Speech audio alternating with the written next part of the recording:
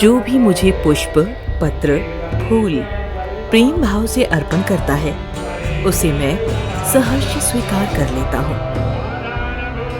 ये शब्द, ये वचन किसी और ने नहीं, स्वयं भगवान कृष्ण ने गीता में कहे। जी हाँ, वो ईश्वर जो श्रद्धा और प्रेम से अर्पित किए हुए फूलों से प्रसन्न हो, इंसान को सब कुछ दे देता है। उस परम पिता परमेश्वर की इतनी प्रिय चीज अगर कचरे के ढेर गंदे नालों में मिले, तो सोचिए ये अपमान किसका है।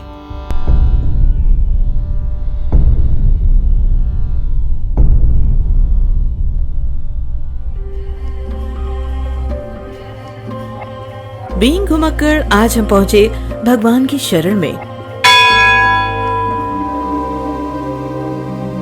श्री शिव नारायण सिद्धेश्वर मंदिर, गुरुग्राम, जहां सब की तरह सबसे पहले हमने भी वही किया जो भगवान को अपने सामने पाकर हर इंसान करता है।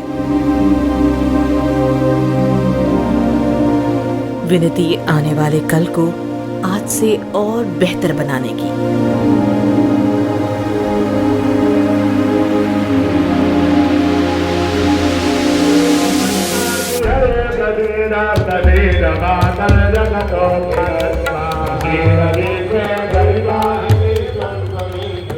मंत्रोच्चारण की ध्वनियों के बीच हमने महसूस किया कि हर पूजा, हर विधि, हर कामना बिना पुष्प, बिना फूल अपूर्ण थी। इसीलिए क्योंकि वही तो है जो हमारी इच्छाओं, हमारी कामनाओं को ईश्वर तक पहुंचाएगा, ईश्वर से हमें मिलाएगा।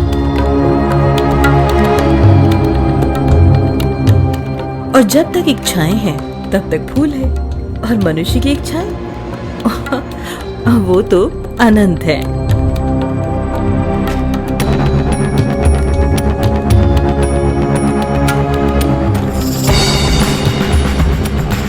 एक तरफ जहां हर कोई भगवान को पुष्प चढ़ा रहा था, वहीं दूसरी तरफ थी ये जो कर रही थी कुछ ऐसा जो भीड़ के विपरीत था। और इनका यही अनूठा, यही अलग काम हमारे लिए बना इनसे मिलने की बड़ी वजह।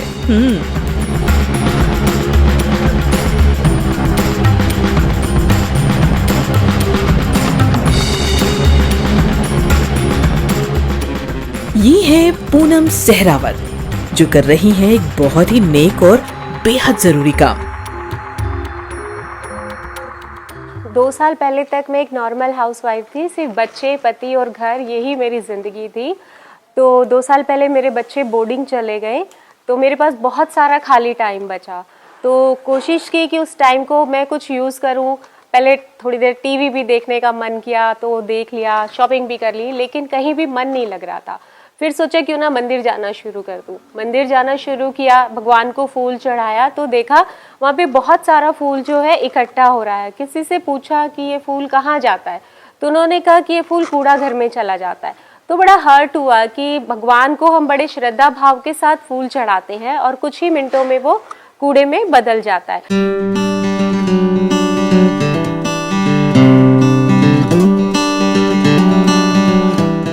यही वो लम्हा था जो लेकर आया एक एहसास, कुछ अलग, कुछ बेहतर करने का।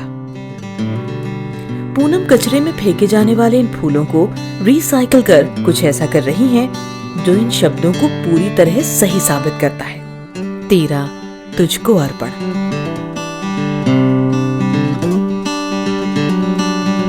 पूनम इन फूलों से बना रही हैं धूप बत्ती और दिए। ये फूल जिनकी नियति में शायद कचरे का ढेर था, अब फिर से होंगे वहीं अपने आराध्य के बिल्कुल पास, पर एक नए रूप में।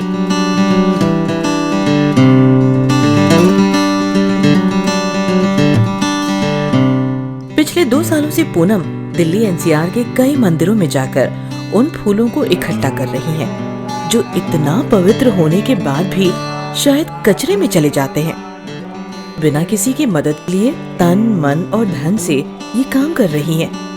पर ये सब होता कैसे है, आइए समझते हैं।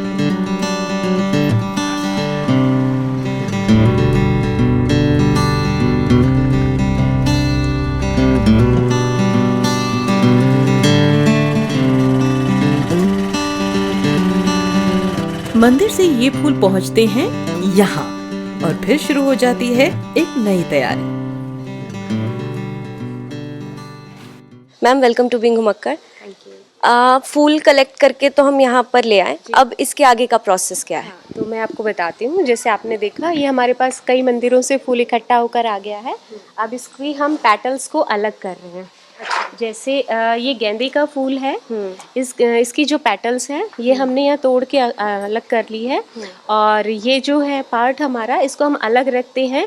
इससे फिर हम खाद बनाने में इस्तेमाल करते हैं। वो डिस्पोज हो जाता है, वो डिस्पोज हो जाता है। हाँ, और ये जो पेटल्स हैं ये हम करके और अब इन्हें हम सुखा देंगे। जैसे अभी इकट्ठी हो गई है बहुत सारी, तो ऐसे भर जाएगा तो हम वहाँ पर सुखा देंगे इन्हें। और इसका एक प्रोसेस है कि आपको शेडेड एरिया में ही सुखाना होगा। अगर आप इसे ओपनली रखेंगे तो इसमें काला पड़ने का इसका डर रहता है और इसकी खुशबू भी खत्म हो जाती है। अच्छा, तो धूप में नहीं, धूप में नहीं सुखाते। ये आपकी पत्तियां जो हैं 6 से 7 दिन इनको लगेंगे सूखने में। तो जैसे रोज हम इनको थोड़ा से फैलाते रहते हैं और जब ये सूख जाएगा, 4 से 5 दिन इसको हो जाएंगे तो ये ऐसा हो जाता है। अच्छा, ये उससे नेक्स्ट स्टेज आ गई है इसकी। और जैसे ये है गुलाब हमारा, ये पूरा क्रंची हो गया है, तो अब ये रेडी है पाउडर बनाने के लिए। तो इसका फिर हम पाउडर फॉर्म में ले आते हैं। मैं आपको दिखाती हूँ उसका पाउडर जो है। पल्वेनाइजर एक मशीन होती है, अच्छा, जिससे पाउडर बनाया जाता है इसका। जैसे हम गेहूं से आटा बना लेते हैं, ऐसे ही इन फूलों की मशीन है। वो उसको पाउडर में ले आती है। तो ये पाउडर बनने के बाद मैं आपको दिखाती हूँ कैसा हो जाता है। ये देखिए, ये जो गेंदे का फूल था ये, अब ये पाउडर ऐसा बन चुका है। और इसमें आप स्मेल कर सकते हैं, खुशबू की ज़रूरत नहीं है। हाँ, खुशबू बहुत अच्छी आ रही है इसकी। हाँ, तो ये हमारी फूल का पाउडर तैयार हो जाता है। और उसके बाद हम इसके अंदर जो इंग्रेडिएंट्स मिलाते हैं, हर्ब्स मिलाते हैं। 16 तरह की जड़ी बूटियाँ होती हैं, जैसे लोबान, चंदन, गुगल, कपूर, चंदन, जटामासी। ऐसी 16 तरह की जड़ी बूटियों को इन फूलों के साथ मिला के और हम धूप बत्ती तैयार करते हैं, जो बिल्कुल प्योर होती है। कोई उसमें हार्म नहीं होता और ना ही हम कोई फ्रेग्रेंस उसमें ऐड करते हैं। अगर हम फ्रेग्रेंस ऐड करेंगे तो वो केमिकल बेस्ड हो जाता है। तो नेचुरल रखने के लिए हमने उसमें कोई फ्रेग्रेंस ऐड नहीं करी है। वो जो हर्ब्स यूज़ होती हैं वो एज ए एयर प्यूरीफायर उसके साथ बर्न करती हैं और एयर प्यूरीफाई करती हैं। ये हमारी जड़ी बूटियों का मसाला है। ये चंदन फ्लेवर है, आप इसे स्मेल कर सकते हैं। इसकी खुशबू बिल्कुल डिफरेंट है, कोई केमिकल इसमें ऐड नहीं है। 3 पार्ट हमारा ये होता है और 3 पार्ट फ्लावर होता है और 1 पार्ट हमारा ये होता है। इनको मिक्स किया जाता है और आटे की तरह डो बना लिया जाता है। अच्छा, जैसे वो बना रहे हैं अभी वहाँ पे। ये हमने मूर्तियों के लिए रेडी किया है। ये जैसे डो रेडी हो जाता है। अच्छा, इसको फिर हम मोल्ड में डालते हैं और मोल्ड से, जैसे मोल्ड देना आप, ये मोल्ड है इसका धूप बत्ती का। अच्छा, इसके अंदर इसको फिल करते हैं और एक रॉड से इसको निकाल लिया जाता है। तो बिल्कुल हैंडमेड प्रोडक्ट है, मतलब प्रोसेस सारा ही हैंडमेड है। हाँ, कोई भी आसानी से कर सकता है। जैसे आज हम ये लक्ष्मी गणेश बना रहे हैं। हाँ, वही धूप के अलावा भी आप और भी चीज़ें बनाते हो इनसे? हम बहुत सारी चीज़ें बनाते हैं। जैसे आप देखिए, ये लक्ष्मी जी हैं हमारे, ये लक्ष्मी जी बनाए हैं हमने।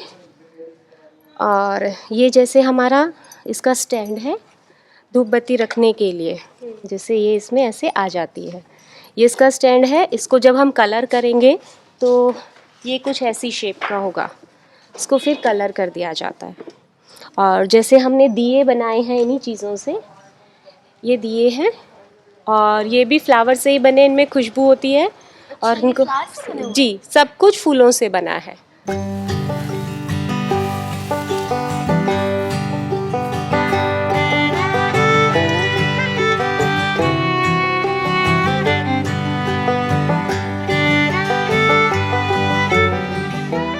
एक कोशिश जो एनवायरनमेंट के लिए तो अच्छी है ही, साथ ही साथ कई लोगों के लिए रोजगार का जरिया भी है। पर ये प्रोडक्ट्स क्या वाकई बाजार में मिलने वाले प्रोडक्ट से अलग हैं? और अगर हैं तो किस तरह? मैं एक चीज़ बताना चाहूँगी आपको, अगरबत्ती जो बनती है, अगरबत्ती में बैम्बू स्टिक लगती है। बैम्बू स्टिक जब बर्न होती है तो वो कार्बन मोनोऑक्साइड रिलीज़ करती है जो बहुत ज़्यादा हार्मफुल है, तो अगरबत्ती का इस्तेमाल नहीं करना चाहिए। दूसरा, जितने भी लोग अगरबत्ती बना रहे हैं उसमें सॉडस्ट और जिगत पाउडर और फ्रेग्रेंस के लिए आर्टिफिशियल फ्रेग्रेंस डाली जाती है जो कि केमिकल बेस्ड होती है।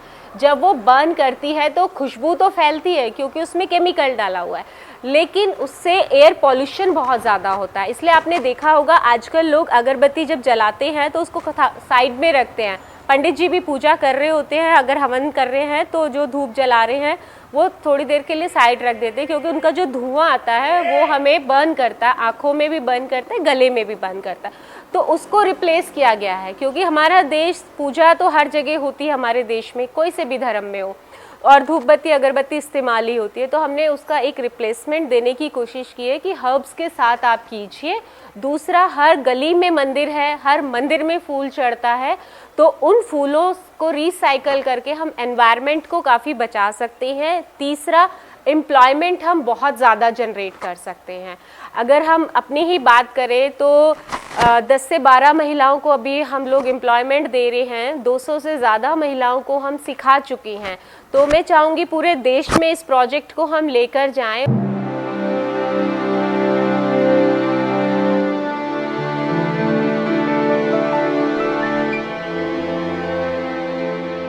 एक अच्छा इंटाइटिव कई सवालों का जवाब बन सकता है, और ऐसे ही कई बेहद जरूरी सवालों का जवाब ढूंढने की सफल कोशिश की है पूनम सहरावत की आरोही एंटरप्राइजेज ने, जो है आस्था की नई पहचान।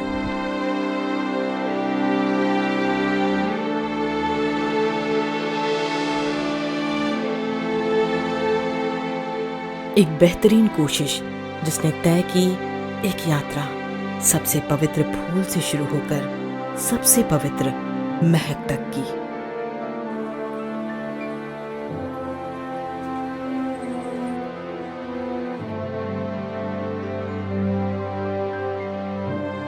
सोचिए इन्हें कैसा लगता होगा एक कोशिश को एक मुकाम तक पहुंचाकर। सच्ची बताऊं, दिल को बहुत खुशी मिलती है। उससे ज़्यादा सेटिस्फेक्शन मुझे आज तक किसी चीज़ में नहीं मिली जितनी ज़्यादा सेटिस्फेक्शन मुझे अपने काम को लेकर अब मिलती है।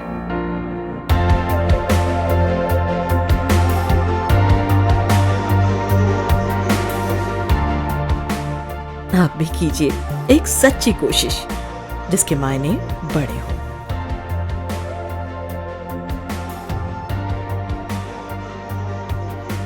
अगली बार फिर शुरू करेंगे एक नया सफर, ढूंढेंगे कुछ नायाब, कुछ अलग, कुछ हटके, क्योंकि मेरा नाम ही घुमक्कड़ है और मुझे तो चलते जाना है, बस चलते जाना है।